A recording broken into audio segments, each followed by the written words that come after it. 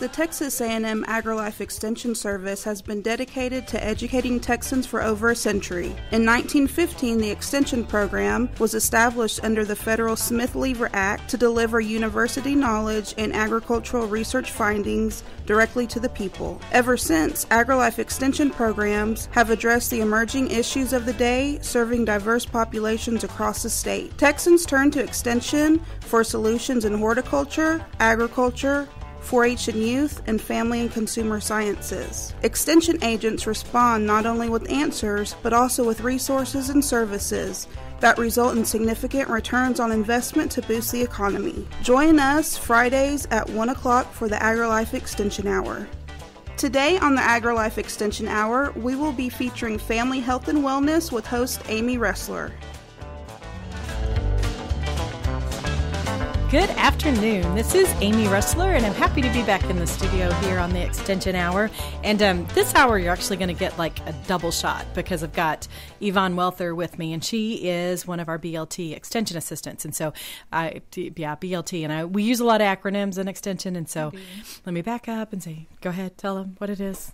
Well, howdy, and thanks for having me as an invited guest today, Amy. It's always wonderful working with you. And well, BLT, I had some gals approach me like seriously minutes before I got here, and they said, well, I made a bet with the other gals, and we said that BLT stands for bacon, lettuce, and tomato. I said, well, you're close. For some people it does. Not right? quite. It's an acronym for Better Living for Texans, where we try to go out and improve Texans' lives through education on family nutrition and health. So. Right. And it's actually part of the USDA's the Food Nutrition Services, what we call now SNAP education program. So SNAP is a Supplemental Nutrition Assistance Program. What we used to know as food stamps. But Supplemental Nutrition Assistance, so SNAP for short, part of that is education component to help people understand how to use their food dollars wisely, good nutrition, food safety, all those kinds of things. So, yeah, we call it Better Living for Texans as part of the Texas A&M AgriLife Extension Service program. So we deliver it. There's others who also deliver SNAP ed programs, but here we call it Better Living for Texans, affectionately called BLT. So it's great to have you with us, Yvonne. And I just mentioned, too, that our BLT staff is actually expanding. We have another person who is working with us now. We were fortunate enough to be able to add an extension assistant position. So we've got Michelle Scaife, who's working with us now. So she used to be with Grow Eat Go project, and she's still doing some of that, but also doing some more adult programming and that kind of thing. And she's actually out of school today doing some programming. But fortunately, Yvonne was free to come with me today. All right. So Yvonne, tell us a little bit about yourself. Well, gee, where do I start? Well, I love what I do. How about that? I mean, where else do they pay you to go talk with people in the community and share stories and do stuff, talk about things I love, which is food. Yeah. Yeah. And not only food, but we also talk about, physical activity, and that's something I really like. So it's a wonderful program. I love my job, and it's what else is there to say? Well, when we talk about food and physical activity and all those kinds of things, in Extension, we use research-based information, and we rely on the USDA or the United States Department of Agriculture to get our information, and those are the messages that we send. And we do that just to make sure that it is truly research-based, because you can find out all kinds of Facebook knowledge, right? I read on Facebook that you should eat or never ever eat a banana, or I don't know what there's like those 5 foods that you should never eat. I get that a lot. I get that a lot from my audiences. They're worried sick that they're gonna pass away if they don't have this panacea of a food, right? A miracle food, and it's just you got to explain to them and make them know that, that's not how things work, and there's no such ambrosia or panacea. Right. You can't just eat one food and it's going to solve all your issues. Absolutely. And I actually read an interesting article the other day that was suggesting that food is not healthy. People are healthy. Food is nutritious. nutritious food helps people be healthy. But the idea that one food is going to create this healthiness in you is really a myth. Right. It takes more than just one food. It really is eating patterns, right? That's right. So That's right. when Better we habits. talk about eating patterns, that's one of the new recommendations of the Dietary Guidelines for Americans. It was actually, so the Dietary Guidelines, by law, USDA has to put those out like every 5 years. They have to review them and update them. And so 2015 was the year. So they worked on it all during 2015. And then just as of January 7th, we've got revised Dietary Guidelines for Americans. Awesome. So we wanted to talk a little bit about that today. I mean, that's really what we want to focus on. So we want to talk about, so what are the Dietary Guidelines? What do they mean? Well, for me as a professional, it means that you have a more, more research science-based information that we can use. But when I go talk to my audiences, they are so confused. They don't know what to make with that, and they kind of get their resources or information from the internet, and it makes a mess. I mean, they come to me with a lot of questions, and I have to explain to them, well, it's really not for individual consumers. It's really for professionals or organizations. Right. Yeah, it's the scientific summary, and it was developed to actually shape federal policy. So we're talking things like school lunches, school breakfast, the Women Infants Nutrition Program, WIC program that we have. It's a wonderful program. Yeah. The Agency on Aging, all of those. So it's used as a background for professionals. So there's no, it's not a surprise that it's confusing for people, because the document itself is what, it's over 100 pages, maybe. Yes. The full Dietary Guidelines for Americans. It is. So it's a lot. So sometimes you'll read on Facebook or hear on the news, or just somebody talking about the Dietary Guidelines and what do they expect Americans to do, and and then the average person on the streets going, I don't understand this. In fact, I saw an article one time that suggested that people understand their taxes better than they understand nutrition information. They do. So that's kind of crazy.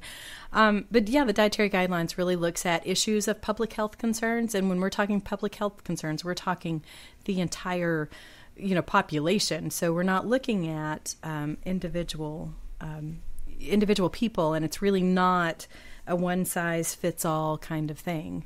Yeah, absolutely not. I have with this, we were talking about earlier, this information, a lot of people are overwhelmed, then they feel discouraged, but then they say, that's not me. My husband is 6'9" and he's a burly guy and works outside a lot. That food is not going to satisfy his appetite or nourish him well. I said, well, and then that's where we go into an individual approach and say, ma'am, this is just a guide, and it's just recommended that we have more of certain fruits and vegetables to nourish us. It's not necessarily telling you what to do. Sure. My plate might not be enough for him or for your family, but it's a wonderful guide. And once you get to understand it better, then they feel a lot better about what they should do or what they could do. And so I'm wondering too, people may be thinking, so why should I trust Dietary Guidelines as opposed to Dr. So-and-so who says I should do this, this, and this? And take a miracle green pill or something like right? that. Yeah. And I think the answer to that is the USDA, this whole process is very, very involved to come up with these Dietary Guidelines. They incorporate the best nutrition and science minds in the country. And so you don't get just one person's or one faction's ideas of what things should be. You really get a very broad-based input from so many people. And because they do have to update it every 5 years, it's something that's going to be current. It's not going to it's not going to be subject to the latest trend or whatever someone, you should or shouldn't do this. And, those trends come and go, whereas this, because they're looking at it over a 5-year span, they kind of watch and see how are things going, what's happening, and that kind of thing. And there's, this one also has some controversy, the dietary guidelines. There's some verbiage in there that suggests something about limiting beef and animal products. And, of course, in Texas, that wasn't real popular. But really, it just looks at a very comprehensive way of eating, and it talks a lot about eating patterns so that it doesn't focus on a single food or a food group or single nutrients. It just kind of talks about overall patterns. So we're going to take a little break, and then we're going to come back and talk about that a little bit more, about how that does really affect people. So you are listening to the Extension Hour right here on Lone Star Internet Radio. You are listening to the Extension Hour on irlonestar.com. Did you know there are more than 790 abused and neglected children currently in foster care in Montgomery County? Will you help make a difference? I'm Allie Stevens with Casa Child Advocates of Montgomery County. We train and support volunteers to be the voice of children in the foster care system. Kids removed from their home because of abuse and neglect, and we need volunteers just like you to advocate for these children. To learn more about becoming an advocate, please visit CasaSpeaksForKids.com. That's CasaSpeaksForKids.com. Hello, I'm Bonita DeRosa, Animal Control Officer for the City of Willis. We invite you to tune in to Lone Star Internet Radio every first and third Thursday of the month at 11 a.m. for the Willis Hour. On the first Thursday of the month, the Willis Hour will be covering upcoming events and news about the city. Join in the conversation with your city officials and other leaders in the community. On the third, we will be doing a recap of the last City Council meeting. The mission of the City of Willis is to provide high-quality services, accountability, and professional commitment to our citizens. We pledge to provide those who live, work, and visit our city an effective government that is open and responsive to the needs and values of the community. Again, we invite you to tune in on Lone Star Internet Radio every first and third Thursday of the month at 11 for the Willis Hour.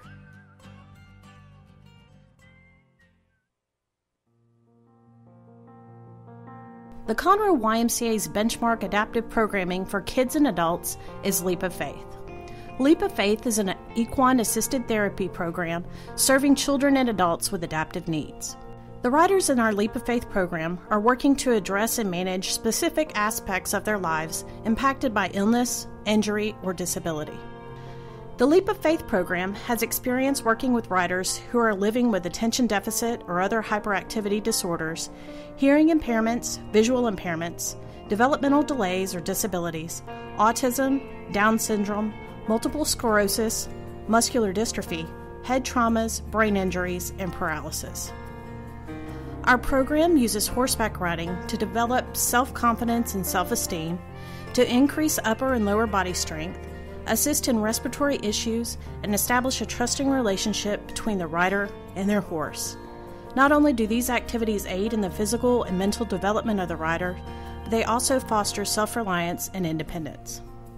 For more information regarding our program, to become a rider, or to volunteer with a great group of people, please call our Welcome Center at 936-441-9622 or visit our website at www.ymcahouston.org/Conroe. You're listening to the Extension Hour on Lone Star Internet Radio every Friday afternoon at 1 p.m.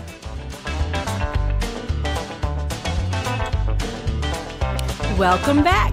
This afternoon, you are getting a double shot. We've got Family Health and Wellness. I'm Amy Ressler. I'm County Extension Agent for Family and Consumer Sciences here in Montgomery County, and we've got with us Yvonne Welther from Better Living for Texans. Yes, so the Better Living for Texans program, and a cornerstone of our programs that we do in family and consumer sciences is health and wellness, food, nutrition, those kinds of things. And one hot topic right now is the Dietary Guidelines for Americans, just recently released. Every 5 years, it's reviewed by the USDA, so the Department of Agriculture, and the Food and Nutrition Service division of that. Every 5 years, they release, or they review the dietary guidelines and release new recommendations or revised recommendations. And so those were just released in like January 7th. So kind of hot off the press kind of stuff. So we wanted to talk about that a little bit more. And we mentioned that the dietary guidelines is really for professional, so it's not meant for the consumers. So, this afternoon, I just want to talk a little bit more about that, but then we really want to get into eventually, what does this mean for an individual consumer? What does this mean? It sounds great for everybody, but what does it mean for me? So first, let's talk a little bit more about what it means for everybody. So they actually boiled it down to 5 overarching guidelines that the Dietary Guidelines currently recommend. And so let's talk a little bit about those. The very first one we have, what is that one, Yvonne? It's to follow a healthy eating pattern across the lifespan of the individual. And that sounds really simple, right? Follow a healthy eating pattern. But I think that this is actually a really powerful message. So healthy eating pattern. So we're not talking, again, one food. There's not something that if you eat this, you're going to be healthy. It's really a pattern. It's all of these things put together that you eat on a daily basis. Right. And then I think what's important there, too, is across the lifespan. So, you can go on a diet and lose a few pounds, but does that mean you're healthy now? With so many fad diets all around and information that's out there that's making people even more confused, I feel.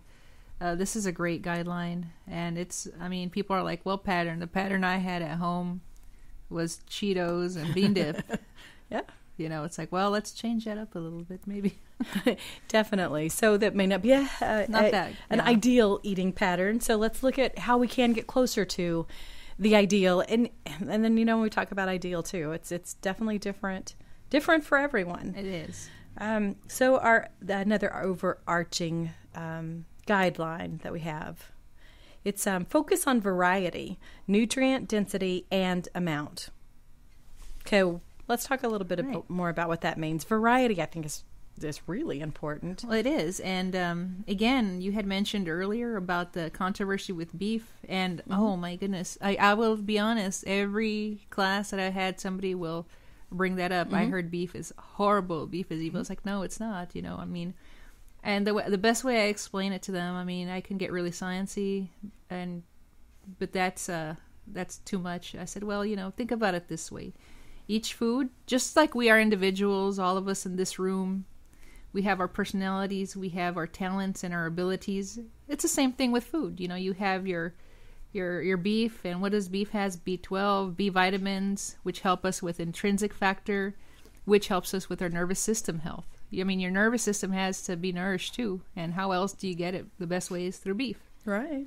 And if you stop eating beef, there could be a good chance that you won't be getting that what they call as intrinsic factor, which helps get that B vitamins to your system. Sure. And I think the other part of that, the variety, the recommendations don't say don't ever eat. That's right. Anything, actually. It doesn't say don't ever eat and whatever kind of food. It just be a variety. Give everybody a chance. Everything a chance. I'm sorry. Every food group deserves a space on your plate, right. Including beef certainly can be a part of a healthy diet. Everything has a healthy eating pattern. Yep. And the nutrient density is another important part of that recommendation. So we're talking things so nutrient dense means for the calories that are contained in that food, you've got a lot of vitamins, nutrients, minerals that your body needs.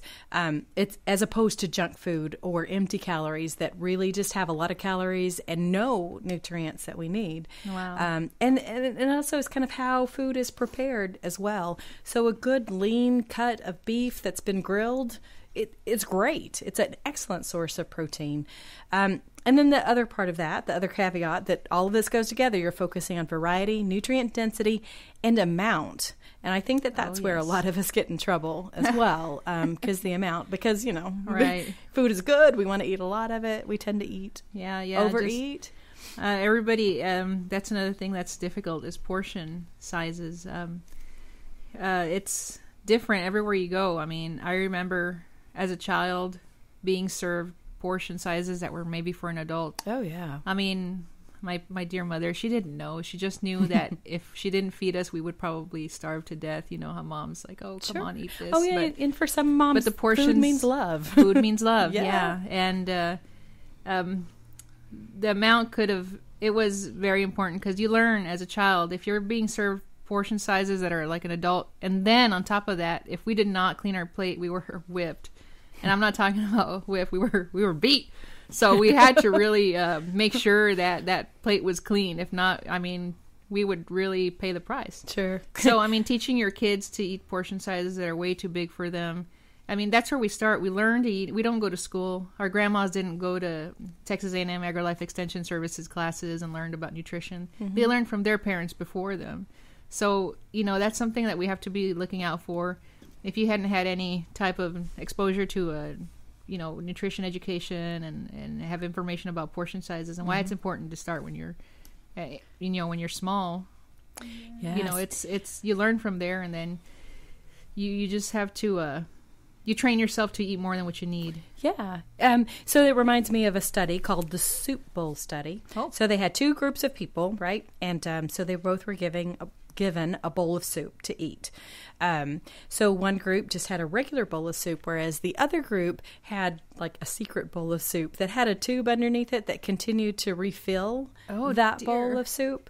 So they had them both eat until they were quote unquote satisfied. And so the one that had just the regular bowl ate till it was gone, right. Or they were through. The ones that had the refillable bowls continued to eat, and ended up eating something like, and I'm not sure that this is the exact amount, but it was something like 70% more soup. Wow! Because it was in front of them and because they continued to eat it. So just that portion size and that amount just makes this huge difference on That's amazing. Our calorie intake. Gives me the chills just listening to that. Yeah. And Amy, it's interesting that you mentioned that bottomless pit of a bowl there, but it's also interesting that when you look at the picture of my plate, which we'll touch up on further up, it's interesting that they have a plate front center, a symbol. Right.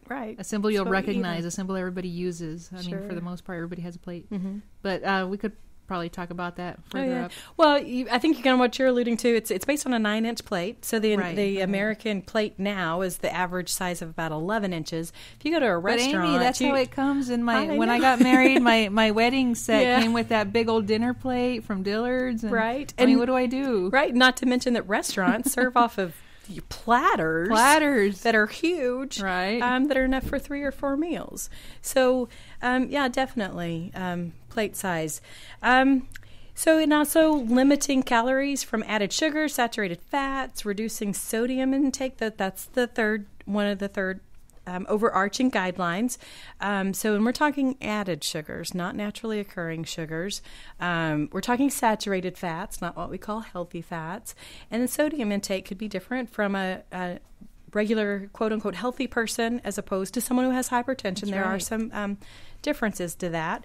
So we're going to, we have to take another little break, and then we're going to talk a little bit more about some of these guidelines. And then, like I said, we're just going to really get into what can you do. So today you are listening to Amy Ressler and Yvonne Welther on the Extension Hour right here on Lone Star Internet Radio. You are listening to the Extension Hour with Texas A&M AgriLife. Visit us online at montgomery.agrilife.org. I'm Lieutenant Bob Berry with the Conroe Police Department, reminding you that texting and talking on the phone while driving are not only dangerous, but also illegal in school zones and other posted areas. Drive safely and alert.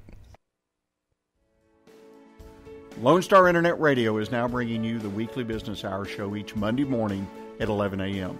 My name is Rick Schisler, and I will be your host. Each week we will be bringing you local, area, and national business news that you can use. The program will also feature an interview with a local or national business person who will share their own experiences, successes, and failures in operating their businesses. Our show is for anyone who already owns a business, whether they work solo or have employees, and for those who are thinking about starting their own businesses. A bit of information about myself. Again, my name is Rick Schisler, and I am a Silver Fox advisor who has over 40 years' experience as a serial entrepreneur.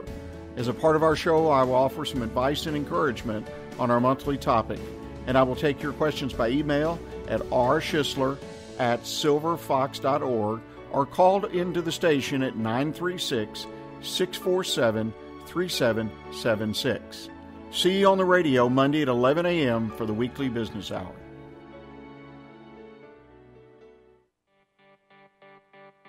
The East Texas Dream Center is in need of your help. We are a nonprofit Christian organization that houses women and children who are trying to get their lives back after being homeless, abused, or addicted. We are conveniently located at 301 South 1st Street, Conroe, Texas, 77301, right here in Montgomery County. Our needs are financial and every needs of gasoline, cleaning supplies, laundry soap, Lysol, and whatever else God puts in your heart. To help our ladies and children, please consider a donation. You may visit our website at www.easttexasdreamcenter.org. Again, so you don't forget, it's www.easttexasdreamcenter.org. Donations are tax deductible. Remember what Jesus said, with God, nothing is impossible.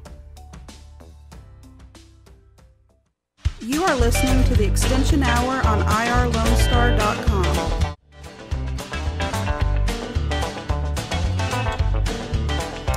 Welcome back. This is Amy Ressler, County Extension Agent for Family and Consumer Sciences, and I've got Yvonne Welther, our Better Living for Texans Extension Assistant. We're talking about dietary guidelines. Lots to talk about. We could probably do several hours on this, sure. But we'll get back to what the guidelines are, right. and then, like I said, we'll want to talk about what you can do and how Extension can help. Okay, so we talked about following a healthy eating pattern across the lifespan. We've talked about focusing on a variety, nutrient density, and amount. Talked about limiting calories from added sugars, saturated fats, reduced sodium. We didn't get a chance to go into that just a whole lot, so let's touch on that real quick. Added sugars. So fruit has sugar, right, Yvonne? Yep, that's fructose, and I forgot my sugar. Yeah, I put you on the spot there. So, but yeah, like fruit is sweet, so it has sugar. But when we're talking about added sugars, we're not talking about the sugar that naturally occurs in fruit. We're talking about sugar-sweetened beverages. We're talking about other baked products that have a lot of sugar added to it that just is not what occurs naturally. So when we talk about limit your sugars, we don't mean don't eat fruit. We mean watch out for all those processed sugars, the sugar that's added. And actually the recommendation is that less than 10% of your calories come from added sugar. So that means less than 12 teaspoons a day.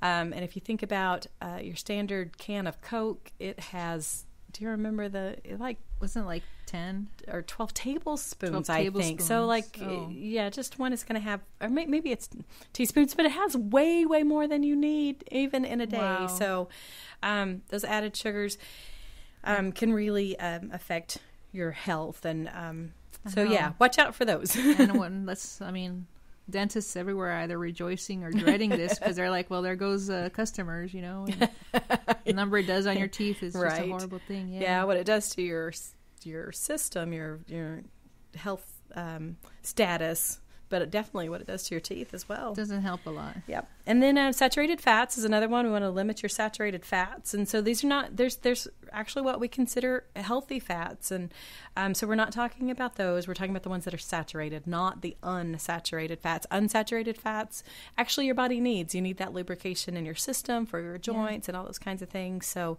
and the thing to watch out too for fats is lots of times, one of the things that's happened like with past dietary guidelines is when kind of the fat-free suggestions came out, manufacturers really picked up on that, and so they started producing foods that were fat-free, but when they take that fat out, they've got to put something in to maintain the flavor, right? So what is it that they put in? More sugar. They put in a bunch of just not good stuff at all. Yeah. So, people would like, oh, I can eat this whole box of cookies because they're fat-free cookies, but yeah. Yep. Anyway, so 10% or less of your calories should come from healthy fats, and actually cholesterol has been omitted as a specific element. Again, because we're looking at more patterns and not a specific nutrient or a specific. Cholesterol is part of saturated fats, and it's one of those things where, if you're on cholesterol medication, it's not like you're going to go to your doctor and he's going to say, oh, you don't have to worry about cholesterol anymore because USDA dietary guidelines say so. Right. It's, if you've got an issue with cholesterol, definitely that's something that has to be approached and addressed. So the other thing is sodium. What are the recommendations on sodium? Less than 2,300 milligrams per day. And that's for your normal healthy person. Ooh, and that's 1,500 if you're on if you have hypertension. Definitely hypertension. Sodium really, really affects that, so even less. So let's go on and talk about the fourth guideline, overarching guideline that we were talking about is shift to healthier food and beverage choices. Shift, that means you kind of move in one direction. Yeah, well, and gradually. It doesn't mean that you have to change overnight. And also, it doesn't mean you just add more food. It's not like, you're eating the way you always eat, but you're eating more calories. I mean, you're eating more fruits and vegetables, which is awesome to eat more fruits and vegetables, but that doesn't mean that, you eat the same stuff. Instead of eating junk food, eat more fruits and vegetables. So, Amy, a lot of people approach me and ask me, healthier food, I can't afford that. Yeah, but what does it mean for, right. What would you tell them? It's like, well, it's not necessarily the... I think if we do a cost analysis of an apple versus a bag of chips, an apple is a few cents, whereas a bag of chips is close to $1. So, you still have that crunchiness if that's what you need. But, I think there's ways to get around to address healthy eating and the cost of it. I think there's lots of ways to eat well on a budget. And speaking of the cost, it also includes the health cost, I think. The cost of your what it's costing you health-wise. Exactly. Pay now or pay later. Pay now with better food or pay later with health thanks. With hospital bills. No fried chip stuff for me. I'd rather take that apple. Yes. And then another overarching guideline is support healthy eating patterns for all. So some of the messages are still the same that we've had for a while: a variety of vegetables, eating fruits, especially whole fruits. Eat your grains, but make at least half of those grains whole grains, if not all whole grains. Shift to fat-free, low-fat dairy, and then have a variety of protein, including seafood and including beef. But again, that lean protein is what you really want there. And I want to go back to grains, half your grains being whole grains. During the break, you were telling us a story about someone saying something about eating bread and the grain foods, and they thought they didn't understand why that was it was causing them weight gain. Oh, it must have been the carbs, right? Oh, yeah. They said, bless her heart. She said, I stopped eating carbs because they were just awful. They were evil. They were making me sick. I gained 75 pounds. Okay. I said, all right, honey, well, what were you eating there? I said, well, I gave up chips. I gave up Twinkies. I gave up Snickers. I said, well, I don't know if the carbs were the problem there. So I think it was the quality of the product that she was purchasing and ingesting. Definitely. And when we talk about grains, we're refined grains. Yeah. So cookie is made out of flour, which is a grain, but it's probably not your best choice all the time. But whole grain foods, more often they have fiber. They're going to keep your tummy full. All those kinds of things. So Yvonne, we're talking about all of these recommendations, these guidelines. How does someone make this work for them? How do they find, what's going to make sense for them? So the average consumer, what are some resources that they have? Well, they have at their disposal. It's not secret. It's not hard to understand, but it is out there and it is free. And what we do have is myplate.gov. And that's an excellent resource of information. It's got so many neat things. If you play around with the website there, click on this tab and that tab. They got so many neat, either games for the little ones or information that's easy to read and understand. It's not written for scientists or just people who work in the industry, insiders. It's for the people. Definitely. Easy to read and it's at choosemyplate.gov. Lots of resources, lots of easy to follow tip sheets. It's got some checklists. Right. So the other thing that I like about it, it's got the super tracker. So we've been talking about, dietary guidelines are kind of for the general population. So a super tracker helps bring it down to an individual level. So someone can go in, they put in their age, their weight, their height, their activity level, and it'll tell them what they need, and it can kind of help develop their goals and plans for an individual person. And does it cost them a dime for that app? Not at all. Absolutely free. So I saw an app that was like 99 cents. Oh, This is free. This is free. Totally free. Huh. Wonderful. Yep. So it has a lot of great information there. So choosemyplate.gov is a great website. So check that out. And speaking of other resources, I think that we are an excellent resource. Texas A&M AgriLife Extension Service. Absolutely. We've talked at some of the other programs, other things that we've done about how, Extension is all about community-based education and what people need. And so we have been able to kind of boil down what we think are 10 important things for people to remember with our extension messages. So ways to make it easy. So you don't have to go through all the dietary guidelines. Even, wading through a website sometimes can be cumbersome. But we're going to take a little break, and then when we come back, we're going to tell you about these 10 ideas, 10 things to remember, take-home messages that will help you and your family be healthy. And you're listening to The Extension Hour right here on Lone Star Internet Radio. You're listening to the Extension Hour on Lone Star Internet Radio every Friday afternoon at 1 p.m. Tune in to Chamber Chat with your host, Courtney Galley and Samantha Good with the Conroe, Lake Conroe Chamber of Commerce every first Tuesday of the month at 11 a.m. I'm one of your hosts, Courtney Galley. Samantha and I will chat about the Conroe Chamber's upcoming events and programs for the month. Relax with a cup of joe or your favorite drink for Chamber Chat. SPCA PetSnap of Montgomery County is a 501c3 all-volunteer-based rescue and adoption organization with a no-kill policy for healthy and adoptable animals.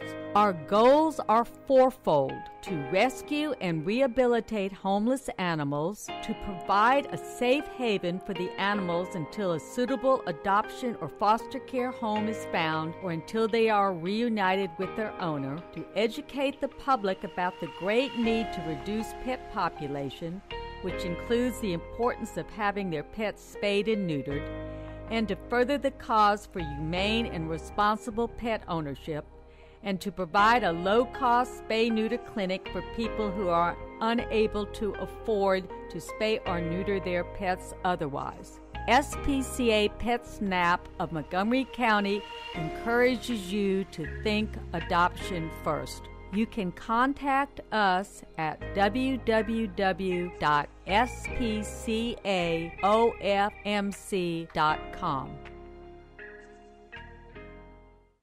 You are listening to the Extension Hour on irlonestar.com.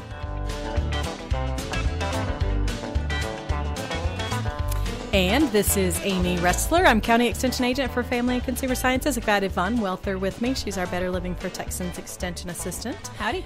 We are talking about dietary guidelines. Actually, we're past dietary guidelines, right? Because we've already established that's more for professionals. And what people listening today need to know is, what does this mean for me? How can I be healthier? So we want to talk about some of the 10 things that we want you to remember in extension messages. But before we do that, I want to mention, too, we were talking during the break, portion control is a big deal. And then eating at home more often, and this is going to be actually part of these 10 tips that we're talking about, but eating at home more often is really important because you don't really realize, how much you eat when you go out to eat at a restaurant. And is it because people get so excited, or what is it? Yeah, and just and part of it too is the way food has to be mass produced, and then sometimes food restaurants are there to sell.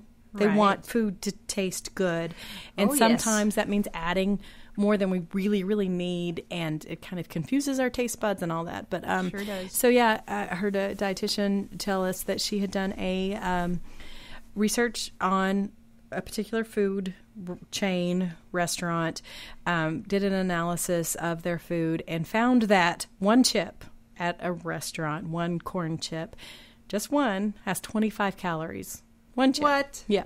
So you think about, you eat a whole bag of chips, you eat, 20 or 30 or more, you're just really racking up those calories. And that's before you've even eaten a meal. You mean that seemingly friendly tray of chips and salsa that they bring you with a smile that they say it's endless. Mm-hmm. And we usually end a basket and ask for another one kind of basket. Right. That chip? That. Holy moly. And you know what? Every so often, absolutely not a problem. Definitely, it's good to celebrate and have special times. But, if you're doing that every day, if you're doing that several times a week, it's really going to take a toll on your health. So if you're not balancing it with what you're eating the rest of the day. And so we've talked a lot about all of this. Really comes down to balancing, to overall eating patterns. One meal is not going to do you in. One chip is not going to kill you. Let me ask you something. You just can't have one chip. Right. What about the bread places? They bring you the bread basket. Yes, How about that? Again and again and again. Oh, yeah. No. Well, we're not even going to go there. Oh, boy. We'll save that for another show that we do. But, okay, so let's get down to it. Making it simple for people. What are the 10 things we want people to remember? And this is not in any particular order, rank of importance or preference, but these are just 10 things. The first one we want to talk about is involving the whole family. Definitely. How often do you eat? Sometimes you do eat all by yourself, but it is a family affair. Children are watching, children are learning, so involving the whole family definitely is important. You're teaching them an important life skill. Yes. Mm-hmm. Number 2, know your slow, go, and woe foods. Or I guess it should be go, slow, and woe if we were doing it in order. So what's a go food? Go is a vegetable, a fruit, a whole vegetable. Definitely. Those are the foods that are like what we consider to be the best foods for us. And when we say it's a go food, that means just go for it. Eat those foods. Eat lots of leafy green vegetables. Eat lots of good whole fruit. Just go for it. Slow. Yeah. It's right there somewhere in the middle. Slow, probably. I'm thinking a grilled cheese sandwich that's made with whole wheat bread. Sure, that's nutritious. But with the cheese and everything, it is you're adding a few more calories. You're adding a few more fat grams. So it's okay, but you gotta just be careful. Is that what you're saying? Yeah. And then woe foods. Probably that thing that we order when we go out to eat. That thing, I'm not going to say what, but yeah, whatever. That one dish that we kind of like every once in a while. Right. Those are foods that usually have less of the nutrients, so they're not very nutrient dense. Yeah. And they're things that we should just have just sometimes. Okay. And you'll notice that we do say woe, slow, and go. Is there a no food in there? Do we say have no foods? Interestingly enough, there is not a mention of a no food. Thank you for pointing that out, Yvonne. Mm-hmm. Definitely. There's not a no food. So that doesn't mean food are off limits, because what happens when people, if you say no, you can never have that. What do you want? You want what you can't have. Don't touch the hot stove, child. Why, Mom? I learned that way. Yep. So don't eat cookies, and I'm going to eat as many cookies as I can get a hold of, probably. So the third one we've got is limit sugar-sweetened beverages. So we've talked about added sugars, and I think sugar-sweetened beverages is that one thing that we probably get the most added sugars now from. Amy, would those be like those beverages that are, I'm not going to say disguised, but they claim that they're healthy? They say they're made with fruits and vegetables, but when you read the label, it seems like they are a little bit sweeter than what I remember banana puree or apple puree to be. Definitely. It's very helpful to read the labels, see what's really in it. And added sugars, they can be kind of tricky, because often the ingredient label is not going to say, this has a lot of added sugar. It's going to say, this has fructose, and this has sucrose, and this has... So now here's something. People think it's better, that a cup of honey is better than a cup of sugar. They're both added sugars. Honey is also going to have calories. It comes from a more natural source, which could have some slight benefits, but you're still getting those calories. You're still getting the sugar. So the body grams. Doesn't know the difference. It just says, yum, give me sugar here, Yep. or here's sugar. Yep. So definitely cutting out sodas is a huge step, or other sweetened beverages. Sometimes juice and juice-like products. Even juice has a good it's pretty concentrated. Again, it's natural sugar, but it's going to have a lot of extra calories to it. So just keeping that to a minimum will be helpful. You're missing the pectin that could be in the peel that has fiber that helps you stay regular. Mm-hmm. So that's something. Yep. Decreased time sitting. That's another important message. Well, so that's a big one. Yep. And that kind of speaks for itself. Get up and move. Kind of goes with the next one, too. Be physically active. Find things to do. Walk the dog. Don't just watch the dog walk. You go to some kind of practice with your kids. They take the kids to soccer practice. You walk around the field. Get some physical activity while you're doing that. Don't just sit on your phone looking at Facebook, finding inaccurate information. What do you mean? That's not active activity? Yeah, no. It means actually moving your body. Yep, get your heart rate up. It's interesting that the physical activity is half of what the My Plate is about, from what I understand, and it's half of what living healthy is about. It's not just what you eat; it's also what you do. But so back to what you eat, and I guess in one of the previous segments we talked a lot more about this. But another one of our messages is tame your portions. We talked about the soup bowl. Food's in front of you; it's likely you're going to eat it. So maybe take out smaller portions to begin with. So, what do you recommend? You recommend like, let's say people have their dish sets that they got for their wedding, for their anniversary, their china, and those dinner plates are probably 12 to 11 inches big. Definitely. So what are the problems with that? How do you recommend we fix that? You could use that as like a charger, like a decorative plate, and then put your smaller plate on top of that, and then it even makes it look even fuller. You mean that salad plate that comes with the set is salad plate? Definitely. You can put the salad plate inside the bigger plate if you want to use the bigger plate, or just eat off the salad plate, because that's more of what a plate really should be. Speaking of that plate, let's make half of that plate fruits and vegetables. Vegetables and fruits. Definitely if there's something that you're going to eat more of, that's the place to go. Another important message: plan those meals, plan those snacks. Think about it ahead of time. If you plan, I'm going to eat this, and I'm only going to eat this much, you're more likely to stick to that than just kind of waiting till you're starving and raiding the refrigerator. Let's go check out what the colonel the chicken guy has. I see what you mean, because when we're hungry, we impulse buy. Definitely eat way more than we need, and probably don't make the best choices. No, at the store and being out and about.